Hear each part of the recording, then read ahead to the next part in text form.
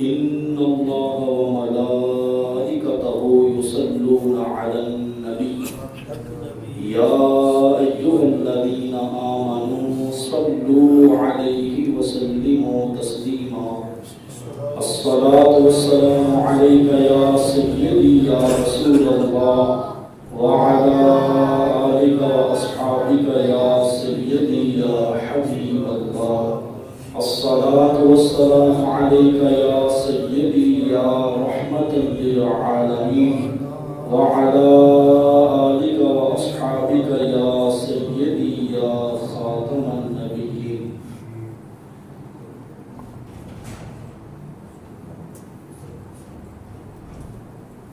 قرآن و حدیث کے دروس آداب والی چیزوں میں سب سے پہلی اہمیت رکھتے ہیں.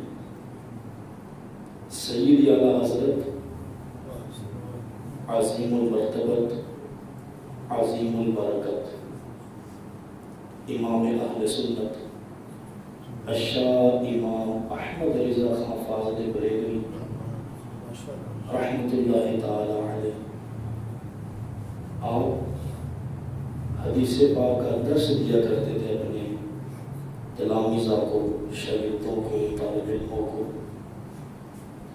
اور آپ فرماتے تھے دیکھو اب بات ہونے لگی ہے مدینے والے رسول کی صلی اللہ علیہ وآلہ وسلم. اب چونکہ بات اس سرکار کی ہونے لگی ہے کہ جو دنیا میں سب سے زیادہ ادب کے لائق ہے. پوری زندگی سید اعلیٰ حضرت نے ادب کے ساتھ کھڑے ہو کر تلامذہ کو حدیث کا درس دیا. ہم بیٹھ کر نہیں، جب حضور علیہ السلام کی زبان اقدس سے نکلنے والے مقدس الفاظ سنے جائیں گے نا تو پھر کھڑے ہو کر ادب کے ساتھ ان کو ہم سنیں گے. تو جب حدیث آپ پڑھتے تھے، تلامذہ کو درس دیتے تھے، تو آپ کھڑے ہوتے تھے اور اپنے تلامذہ کو بھی آپ حکم دیتے تھے کہ تم نے بھی جو ہے نا حدیث کا درس کھڑے ہو کر ادب کے ساتھ سنا. جو ادب والے لوگ تھے جنہوں نے بڑا ادب کیا، پھر اللہ رب العزت نے عرب و عجم میں انہیں اعلیٰ حضرت بنا دیا. جہاں پر بھی ان کا نام لیا جاتا ہے پہلے کہا جاتا ہے اعلیٰ حضرت، اعلیٰ حضرت. تو جو نوجوان دیواروں کے سہارے بیٹھے ہیں وہ کوشش کریں، چونکہ بات ہونے لگی ہے قرآن کی. بزرگ بیٹھے رہیں، کوئی مسئلہ نہیں، نوجوان آگے آ جائیں. جتنا قریب آئیں گے رحمت کی برکات برس رہی ہے، جتنا قریب آئیں گے اتنی رحمتوں میں سے حصہ زیادہ ملے گا. میرے لیے نہیں آنا آپ نے آنا ہے اللہ رب العزت کی رضا کے لیے، اللہ رب العزت کو راضی کرنے کے لیے. تو قرآن کی بات ہے، یہ حدیث کی بات ہے. ماہ شوال المکرم اپنے اندر بہت سی رحمتوں اور برکتوں کو سمیٹے ہوئے ہے. اس ماہ مبارک کو خصوصیت کے ساتھ نسبت حاصل ہے غزوہ احد کے ساتھ. غزوہ احد اس مہینے کے اندر وارد ہوا. غزوہ احد اس مہینے کے اندر لڑا گیا اور غزوہ احد میں 70 صحابہ کرام نے جام شہادت نوش کی غزوہ احد کے اندر. تو اس مہینے کو نسبت حاصل ہے شہدائے غزوہ احد کے ساتھ. اور سب سے بڑھ کر اس مہینے کی 15 شوال کو، جس دن غزوہ احد ہوا، 15 شوال جو کہ 2 دن بعد ہے، پیر شریف والے دن 15 شوال. تو 15 شوال کو جہاں پر شہدائے غزوہ احد کے ساتھ اس مہینے کو نسبت حاصل ہے، وہاں پر نسبت حاصل ہے سید الشہداء حضرت حمزہ رضی اللہ عنہ کی شہادت کے ساتھ. یہ حضور علیہ السلام کے بڑے پیارے چچا تھے. انہوں نے حضور علیہ السلام کی بڑی حفاظت فرمائی. ان کی شہادت کے ساتھ اس مہینے کو نسبت حاصل ہے. اور اس کے ساتھ ساتھ شوال المکرم کے مہینے کو نسبت حاصل ہے حضور علیہ السلام کی ایک مبارک بیوی ام المؤمنین حضرت سودا بنت زمعہ رضی اللہ تعالی عنہ کے ساتھ، یعنی شوال المکرم میں ایک ام المؤمنین حضرت سودا رضی اللہ تعالی عنہ کا بھی یوم وصال ہے۔ اور سب سے بڑھ کر دیکھیں کہ قرآن پاک کے بعد روئے زمین پر جو سب سے صحیح کتاب ہے، کون سی کتاب ہے جی؟ قرآن پاک ہے صحیح بخاری شریف۔ تو صحیح بخاری شریف کو لکھنے والے امام بخاری رحمۃ اللہ تعالی علیہ کا بھی یوم وصال اسی مہینے کی پہلی تاریخ کو تھا۔ شوال المکرم میں حضرت امام بخاری رحمۃ اللہ تعالی علیہ کا یوم وصال ہے۔ اور آپ کو پتہ ہے سیاستہ میں ایک نام ہے کتاب کا ابو داؤد شریف۔ ابو داؤد شریف بھی 6 معتبر کتابوں میں سے ایک حدیث کی کتاب ہے۔ تو صحیح داؤد شریف کو لکھنے والے امام ابو داؤد رحمۃ اللہ تعالی علیہ کا وصال شریف بھی اسی مہینے کی 16 تاریخ کو ہے۔ اور سب سے بڑھ کر دیکھیے گا حضور غوث پاک رضی اللہ تعالیٰ عنہ کے بڑے صاحبزادے حضرت سید عبد الرزاق جیلانی رحمۃ اللہ تعالیٰ علیہ، آپ کا یوم وصال بھی اسی مہینے میں 6 شوال المکرم کو تھا۔ تو اس مہینے کو بہت سے نفوس قدسیہ کے وصال شریف کے ساتھ اس طرح سے بہت سی نفوس قدسیہ کے جو آراس ہیں، عرس مبارک ہیں، وہ اس مہینے میں منائے جاتے ہیں۔ اب جن کا ہم نام لے رہے ہیں یہاں پر بیٹھ کر، انہوں نے محنت کی دین کے لیے، انہوں نے محنت کی اللہ کو راضی کرنے کے لیے، انہوں نے پوری زندگی محنت کی، پوری زندگی محنت کی تقوی اختیار کرنے کے لیے۔ آپ اس بات کو اچھے طریقے سے سمجھیں گے۔ ہم نمازیں پڑھتے ہیں الحمدللہ تعالی، ماہ رمضان المبارک کے روزے رکھتے ہیں الحمدللہ، اس کے علاوہ وہ کوشش کرتے ہیں کہ ہم جھوٹ سے نہیں بلکہ ہمیشہ سچ سے کام لیں، اپنے آپ کو ہر لحاظ سے ہم بہتر بنانے کی کوشش کرتے ہیں۔ یہ جو ہماری ساری کوششیں ہیں، ہماری تسبیحات ہیں، ہمارے درود شریف کے وظائف ہیں، یہ جتنے بھی اوراد ہم کرتے ہیں، اس کے پیچھے صرف ہمارے 2 مقاصد ہوتے ہیں۔ نمبر 1، ہم اللہ رب العزت کو راضی کرنا چاہتے ہیں، اس کے علاوہ تو کوئی مقصد نہیں ہے۔ نماز پڑھنے کا کوئی اور مقصد ہے؟ ایک ہی مقصد ہے، ہم اللہ رب العزت کو راضی کرنا چاہتے ہیں۔ اور دوسرا مقصد یہ ہے کہ ان عبادات کے ذریعے سے، ان نیک اعمال کے ذریعے سے ہم تقوی حاصل کرنا چاہتے ہیں، متقی بننا چاہتے ہیں۔ کیوں کہ رسول کریم بڑے اونچی آواز سے صلی اللہ، میرا خیال ہے یہ والا کام تو آٹومیٹک نہیں ہونا چاہیے کاشی کے لیے کہ جب محبوب کا نام لیا جائے فوراً پڑھا جائے صلی اللہ، یعنی کہنے کی ضرورت ہی نہ پڑے، جب بھی نام آئے فوراً زبان آٹومیٹک کرے صلی اللہ۔ خطبہ حجۃ الوداع کے موقع پر فرمایا نا کہ کسی کالے کو کسی گورے پر کوئی فضیلت نہیں، کسی عربی کو کسی عجمی پر کوئی فضیلت نہیں، کسی بڑے نسب والے کو کسی چھوٹے نسب والے پر کوئی عزت نہیں، کوئی فضیلت نہیں۔ فرمایا فضیلت کا معیار صرف ایک ہے، تم میں سے جو زیادہ متقی ہوگا وہ تم میں سے زیادہ فضیلت والا ہوگا۔ تو اس کا مطلب ہے عبادات کا ایک مقصد متقی ہونا بھی ہے، پرہیزگار ہونا بھی ہے، اللہ کو راضی کرنے کے ساتھ ساتھ۔ قرآن پاک کا انداز دیکھیں، سورۃ الحجرات کے اندر کیا ارشاد فرمایا ان اکرمکم عند اللہ اتقاکم، بے شک تم میں سے عزت والا تمہارے رب کے نزدیک وہ ہے جو تم میں سے سب سے زیادہ تقوی اختیار کرنے والا۔ تو اس کا مطلب ہے تقوی کوئی بہت بڑی چیز ہے جس کو حضور نے بیان کیا، جس کو قرآن نے بیان کیا۔ عبادات کا مقصد صرف یہ سمجھیں کہ ہم اللہ رب العزت کو راضی کرنا چاہتے ہیں، اور دوسرے نمبر پر ہم متقی بننا چاہتے ہیں۔ یاد رہے گا جی سبق، عبادات کا اور نیک اعمال کا مقصد کیا ہے؟ نمبر 1 اللہ کو، اور نمبر 2 متقی بننا، تقوی اختیار کرنا۔ اچھا، ہم نے شاید یہ سمجھا ہے صرف عبادات، صرف تسبیحات، صرف ورد وظائف، یہی ہمیں تقوی کے منزلوں پر گامزن کرتے ہیں۔ لیکن قرآن پاک کا ایک اور اصول ہے. سورۃ البقرہ کی آیت نمبر 237 کا کچھ حصہ میں نے خطبے میں تلاوت کیا، جس کے صرف 4 لفظ ہیں، آپ کو یاد بھی ہو جائیں گے. اللہ فرماتا ہے وَأَن تَعْفُوا وَأَن تَعْفُوا، فرمایا اور اگر تم معاف کر دو، اور اگر تم معاف کر دو، اقربوا، یہ تمہیں قریب کر دے گا، للتقویٰ، متقی لوگوں کے. جو لوگ متقی ہیں، متقی پرہیزگار، تمہارا معاف کرنا تمہیں متقی بنا دے گا. تمہارا معاف کرنا تمہیں تقوی والا. ایک یہودی، اور صرف یہودی نہیں، عالم، وہ کہنے لگا کہ تورات کے اندر، انجیل کے اندر میں نے ساری نشانیاں پڑھی ہیں حضور علیہ السلام کی، صرف 2 نشانیوں کا ابھی تک میں نے جلوہ نہیں دیکھا. ہوں گی وہ بھی حضور کے اندر، لیکن میں نے جلوہ نہیں دیکھا ان 2 نشانیوں کا.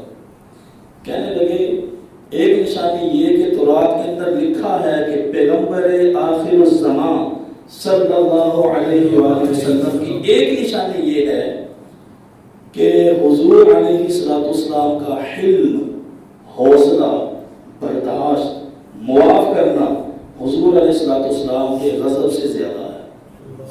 ایک طرف محبوب کریم کا غضب، ایک طرف محبوب کریم کا معاف کرنا. فرمایا حضور غضب کو چھوڑ دیتے ہیں، لوگوں کو معافیت عطا فرما دیتے ہیں. یہ تورات کے اندر لکھا ہے، یہ انجیل کے اندر لکھا ہے. اس کا نظارہ میں نے دیکھا نہیں، ہوگا ضرور، لیکن میں نے بھی نظارہ کرا نہیں، اس کا میں کرنا چاہتا ہوں. اور فرمایا دوسرا نمبر یہ، دوسری بات یہ لکھی کہ جو نبی آخر الزمان علیہ السلام کے ساتھ جتنی زیادہ جہالت سے پیش آئے گا نا، حضور علیہ السلام اس کو اتنا زیادہ معاف فرماتے ہیں. یہ باتیں تورات اور انجیل کے اندر لکھی ہیں میرے عزیز. معاف کرنا بھی بندے کو متقی بناتا ہے. ہم نے سمجھا تہجد پڑھیں گے تو متقی بن جائیں گے، 4 اشراق کے نفل پڑھیں گے تو متقی بن جائیں گے، اوابین کی بھی پابندی کریں گے تو متقی بن جائیں گے، ظہر کے، مغرب کے، عشاء کے نفل، سنت غیر موقدہ ترتیب کے ساتھ، پابندی کے ساتھ پڑھیں گے تو متقی بن جائیں گے. اور لوگوں کے اوپر اپنی زبانوں کے تیر برسائیں گے، اپنے لہجوں کے ذریعے سے لوگوں کے سینے چھلنی کریں گے نہیں. فرمایا تمہارا معاف کرنا بھی تمہیں متقی بنائے گا، تمہارے اخلاق کا بہتر ہونا بھی تمہیں متقی. اب ان کا نام ہے زید بن صنعا. وہ کہتے ہیں میں موقع کی تلاش میں تھا، میں نے دیکھا کہ حضور علیہ السلام اور حضرت مولا علی کرم اللہ تعالی وجہہ الکریم مسجد نبوی میں تشریف فرما تھے. ایک دیہاتی بندہ آیا، گاؤں کا رہنے والا. اس نے آ کر دیکھے کیا عرض کی، اور آ کر عرض کرنے لگا کہ میں نے اپنے گاؤں والوں سے کہا ہے کہ مدینہ شریف میں ایک پیغمبر ہے، ہمارے گاؤں میں قحط سالی ہے، اناج ختم ہو گیا، گندم ختم ہو گئی، آٹا ختم ہو گیا، پھل ختم ہو گئے، بارشیں ہو کوئی نہیں رہی، بھوک پیاس سے لوگ مر رہے ہیں، زندگی اجیرن ہو گئی ہے. میں ان سے یہ کہہ کر آیا ہوں کہ مدینہ شریف میں ایک پیغمبر ہیں، اگر تم نے ان کا کلمہ پڑھ لیا نا تو اللہ رب العزت تمہیں بڑا ہی مال و دولت عطا فرمائے گا. میں تو کہہ رہا ہوں، میں تم سے کہہ کر آپ کے پاس ہوں، اور سب سے بڑی بات انہوں نے کلمہ پڑھ بھی لیا، وہ سارے مسلمان بھی ہو گئے. اب جو کرنا ہے آپ نے کرنا ہے. یہ والی سفارش لے کر حضور کے بارے میں جو کرنا ہے آپ نے کرنا ہے. اگر آپ نے نہ کیا رزق کا انتظام، اگر آپ نے ہماری وہ پریشانی حل نہ کی تو سارے کے سارے لوگ اسلام سے منحرف ہو جائیں گے، پھر اسلام کو چھوڑ دیں گے. تو حضور علیہ السلام نے فرمایا اب تم آ ہی گئے ہو تو خالی ہاتھ نہیں لوٹاؤ. اعلیٰ حضرت فرماتے ہیں نا کہ میرے کریم سے قطرہ کسی نے، میرے کریم سے قطرہ کسی نے مانگا، دریا بہا دیے ہیں، در بے بہا دیے. کوئی مانگے تو صحیح نا، تو وہ آ کر کہنا کہ واپس میں نے کھا لیا، کوئی نہیں جانا. اب حضور علیہ السلام فرمانے لگے ایک گاؤں کی کفالت کرنا. وہ یہودی سن رہا تھا زید بن صنعا، کہنے لگا موقع مل گیا. بڑے پلاننگ کرتے ہیں نا کسی کو پھنسانے والے لوگ، منصوبہ بندی کر کے پھنساتے ہیں، ویسے اللہ پھنساتے.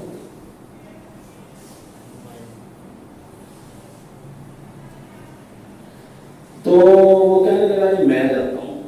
وہ گیا، جا کر کہنے لگا جی مجھے لگتا ہے کہ آپ پیسوں کے حوالے سے تھوڑے سے پریشان ہیں، درہم اس وعدے پر دیتا ہوں کہ آپ فلاں باغ کی کھجوریں جب پک جائیں گی نا تو 3 مہینوں کے بعد آپ مجھے پیسوں کے عوض وہ دے دیجیے گا تو میں آپ کو پیسے دے دیتا ہوں۔ حضور علیہ السلام نے فرمایا ٹھیک ہے، میں سودا منظور ہے۔ 3 مہینے بعد تمہارا فلاں گاؤں کی کھجوریں اپنے پیسوں کے عوض تول کر لے جاؤ۔ اللہ خیر سنا، اس نے پیسے دیے۔ حضور علیہ السلام نے پیسے اس دیہاتی کو دیے، وہ دیہاتی پیسے لے کر چلا گیا اپنے گاؤں میں۔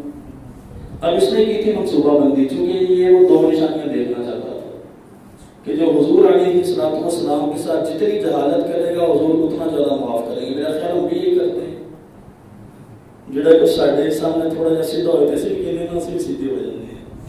ہم تو معافی والا معاملہ نہیں کرتے بھائی، ہمارے اندر تو بڑا کچھ ہے۔ کسی نے سانو ہاتھ لایا دے سی تو مکہ نہیں مار دیں گے۔ ہمارے معاملات اور ہیں، دین اسلام کے معاملات اور ہیں بھائی۔ اور حضور کریم علیہ السلام نے فرمایا لوگ کہتے ہیں معاف کرو گے تو تم بزدل بن جاؤ گے، فرمایا میں رب کا محبوب کہتا ہوں تم معاف کرو گے اللہ تمہیں عزت عطا فرما دے گا۔ تو لوگوں کی بات ماننے کی مدینے والے رسول کی بات۔ اب وہ کہنے لگا ابھی 3 مہینے پورے ہونے میں 3 دن باقی تھے، وہ آ گیا مسجد نبوی میں۔ حضور علیہ السلام صحابہ کرام کے مجمع میں بیٹھے ہیں، اس نے حضور علیہ السلام کے مبارک دامن کو پکڑا اور کھینچا، کہا کہ آپ اپنے وعدے سے مکر گئے، آپ نے تو کہا تھا پیسے واپس کریں گے، کھجوریں دیں گے پیسوں کے بدلے میں، آپ لوگ وعدہ کر کے ہمیشہ مکر جاتے ہیں۔ یہ جو ابو مطلب کے خاندان والے ہیں، عبد المطلب کے خاندان والے، یہ سارے زندگی دھوکہ دیتے رہیں گے لوگوں کو، آپ کو پتہ ہی نہیں ہے۔ اس نے بڑی سخت باتیں کی۔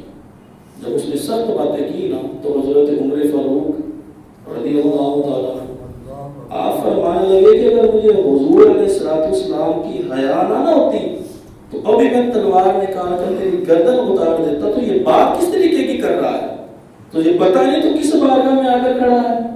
اب اگلا انداز دیکھیں حضور علیہ السلام، یہودی سے کچھ نہیں کہا، یہودی سے نہیں کچھ کہا، جو جہالت کر رہا ہے، برا بلا آ کر کہہ رہا ہے اور غلط ٹائم پر آیا، ٹائم بھی نہیں ہوا ابھی پیسے واپس کرنے کا۔ تو حضور علیہ السلام نے حضرت عمر فاروق کو ڈانٹا، فرمایا اے عمر تجھے نرمی اختیار کرنی چاہیے، تجھے مجھ سے کہنا چاہیے، اپنے محبوب سے کہنا چاہیے کہ آپ پیسے ذرا جلدی واپس کر دیں، اور اس سے کہنا چاہیے تو اپنا مطالبہ تھوڑی نرمی سے کرو۔ حضور علیہ السلام نے حضرت عمر فاروق کو ڈانٹا، فرمایا ڈانٹا تو نہیں ہے، اب تیری ڈیوٹی ہے تو نہیں سے سارے حضوریں دے دی اور پوری نہیں تو نے نہ کچھ زیادہ بھی دے دی۔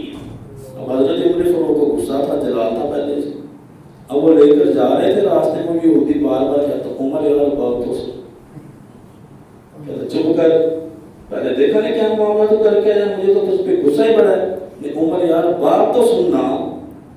حضرت عمر نے بولتے کہنا کہ یار سن تو صحیح، میں تڑپ کون سی لے کر آیا تھا، وہ یہودی کہنے لگا۔ حضرت عمر غصے سے بولے بتا کیا بات ہے، کہنے لگا یار میں نے تورات اور انجیل کے اندر پڑھا تھا، میں صرف نشانی پوری کرنا چاہتا تھا، میں نے پڑھا تھا کہ اس پیغمبر کے ساتھ جو جتنی جہالت کرے گا محبوب اتنا معاف فرمائیں گے، آج تو میں نے نظارہ کر لیا ہے۔ تو حضرت عمر فاروق کہنے لگے اب تیرا کیا خیال ہے، تو کیا کرنے والا ہے؟ تو اس شخص کہنے لگا، وہ یہودی کہنے لگا تو مجھے کھجوریں دے، میں اپنی کھجوروں کا آدھا حصہ دین اسلام کے لیے وقف کرنا چاہتا ہوں۔ فرمایا اتنا نہیں اے عمر، یاد رکھ میں اللہ کے رب ہونے پر راضی ہوں، اسلام کے دین ہونے پر راضی ہوں، اور محمد مصطفیٰ کے نبی و رسول ہونے پر راضی ہوں۔ کہنے لگا اب اگلی بات کیا؟ کہنے لگا جیسا تو مجھے لے کر آیا ہے نا محبوب کی بارگاہ سے، اسی طرح مجھے محبوب کی بارگاہ میں واپس لے چل کہ میں نے دیکھ لیا ہے محبوب معاف فرماتے ہیں، پھر بے حساب ہی معاف فرماتے ہیں۔ وہ یہودی حضرت زید رضی اللہ تعالی عنہ حضور کی بارگاہ میں حاضر ہوئے اور کہنے لگے محبوب کریم سے کہ ہاتھ بڑھائے نا، بیعت کروائے نا، میں کلمہ پڑھ کے مسلمان ہونا چاہتا ہوں، میں نے دیکھ لیا ہے آپ بھی سچے ہیں، قرآن بھی سچا ہے، اور جس رب نے آپ کو بھیجا ہے وہ بھی بڑی شانوں والا۔ تو یہ سارا سب کچھ کیوں ہوا؟ یہ سارا یہ سارا کچھ صرف اس لیے ہوا کہ لوگوں کے اندر معافی کرنے کا جذبہ بڑا زیادہ پایا جاتا تھا، معاف کرنے کا جذبہ بے حد و بے حساب پایا جاتا تھا۔ حضرت بایزید بستامی رحمۃ اللہ تعالی، نام آپ نے سنا ہوگا، آپ کا بالکل جو پڑوسی تھا، سانجی کاندھ کے ساتھ جو پڑوسی تھا وہ یہودی تھا۔ درست بھی پڑھیے گا، صلوات اللہ علیہ وسلم۔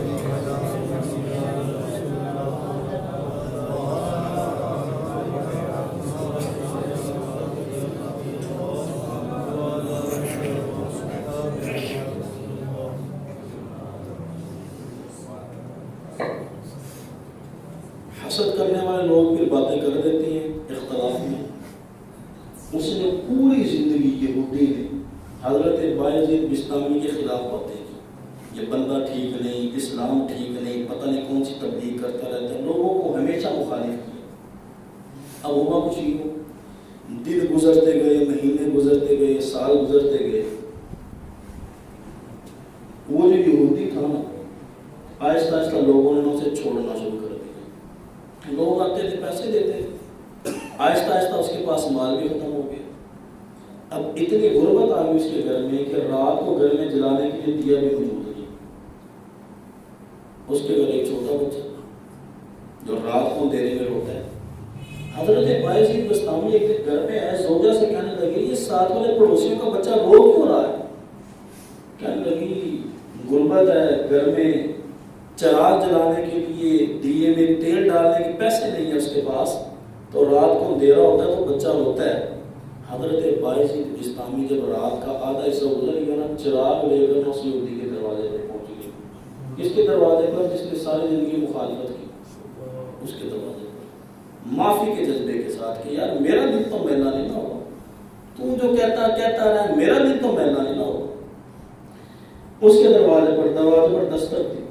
وہ یہودی نے جب دیکھا کہ بایزید بستامی رحمۃ اللہ تعالی یہ میرے دروازے پر، کہنے لگے پتہ لگا کہ تیرے گھر میں چراغ جلانے کے لیے دیے میں تیل ڈالنے کے پیسے نہیں ہیں، چل یہ لے لے چراغ، تیرے گھر میں بچہ ہوتا ہے تو چل تو اس سے گزارا کر لے۔ اور ایک بات یاد رکھنا، میں آیا ہوں رات کے آدھے حصہ گزرنے کے بعد، اس لیے کہ لوگوں کو پتہ نہ لگے کہ تم میری بڑی مخالفت کرتا تھا اور کہیں اور معاملہ نہ گڑبڑ ہو جائے۔ اور دوسری بات یہ تو جانتا ہے کہ میں لوگوں کو دکھانے کے لیے کام نہیں کرتا، میں کام کرتا ہوں اللہ کی رضا کے لیے۔ وہ یہودی کہتا میں کچھ بولنا چاہتا تھا، انہوں نے بولنے کا موقع نہیں دیا، واپس چلے گئے۔ اگلے دن پھر گھر سے بچے کے رونے کی آواز ہے، حضرت بایزید بستامی دوسرے دن بھی چلے گئے۔ کہنے لگے دیکھ میں آدھی رات کو آیا ہوں، لوگوں کو پتہ نہ لگے، اور اللہ کی رضا کے لیے آیا ہوں، لوگوں کو نہ بتانا کہ میں نے یہ والی نیکی تیرے ساتھ کی ہے۔ وہ یہودی کہتا میں کچھ کہنے لگتا لیکن وہ چلے جاتا۔ تیسرے دن پھر بچے کے رونے کی آواز ہے، حضرت بایزید پھر پہنچ گئے چراغ لے کر۔ یہودی کہنے لگا آج آپ کی بات نہیں سنوں گا، میرے اندر ایک تڑپ ہے، میرے اندر ایک گھٹن ہے، میں اس کو دور کرنا چاہتا ہوں۔ حضرت بایزید کو بولنے نہیں دیا، رات کے آدھی رات کے حصے میں اس نے گلی میں شور کرنا شروع کر دیا۔ کہنے لگے لوگوں اٹھو، سارے اکٹھے ہو جاؤ، ذرا ادھر آ کر دیکھو تو صحیح، میں وہ ہوں جو اس کی مخالفت کرتا تھا، ساری زندگی میں بایزید کے خلاف باتیں کرتا رہا، ساری زندگی میں نے اس کی مخالفت کی، میں اس کو ساری زندگی رلانے والے کام کرتا رہا، اور اس نے میرے ایک بچے کا رونا بھی برداشت نہیں کیا، میری ساری زندگی کی غلطیوں کو اس نے ایک دم معاف کر دیا۔ اب مجھے پتہ لگا ہے میں اس کے ذریعے سے جس اسلام کی مخالفت کرتا تھا وہ اسلام کو اتنا برا دین نہیں ہے۔ بایزید بھی اپنے اخلاق کے لحاظ سے ستھرا ہے، بایزید جس اسلام پر عمل کرتا ہے وہ اسلام بھی بڑا سونا ہے، اور اسلام کو لانے والا محمد مصطفیٰ بھی بڑا ہی سچا ہے۔ لوگوں گواہ ہو جاؤ، میں اس بایزید کے ہاتھ پر بیعت کر کے فوراً مسلمان ہو کر دائرہ اسلام میں داخل ہو جائے گا۔ تو یہ اتنی جلدی اسلام کیسے پھیل گیا؟ ہماری مسجدوں میں اسلام نہیں پھیل گیا اتنی جلدی۔ پچھلے جو ہمارے بزرگ تھے بھائی، ان کی اخلاق بہت اعلیٰ تھے، بڑے اعلیٰ تھے۔ اب ضرورت ہے کہ آج آپ غوث پاک کی محفل میں آئے ہیں تو ایک سبق ہی نہ لے دیں کہ ہم نے لوگوں کے گرم رویوں کو، چبھن والی باتوں کو، جو لہجے ہمیں پسند نہیں ہیں، ہم نے ان کو برداشت کرنا ہے اللہ کی رضا کے لیے۔ دیکھیں آگے کام کتنا سوکھا ہوتا۔ اگر آپ تیر کا جواب پتھر سے اور گولی کا جواب توپ سے دینے کے عادی ہو جائیں گے، پھر تو معاملات بگڑ جائیں گے۔ ہمارے بزرگوں نے، صحابہ کرام نے، حضور علیہ السلام نے اخلاقیات کے ذریعے سے دین کو بڑا پھیلایا۔ اللہ رب العزت عمل کرنے کی توفیق عطا فرمائے۔ وآخر دعوایا ان الحمد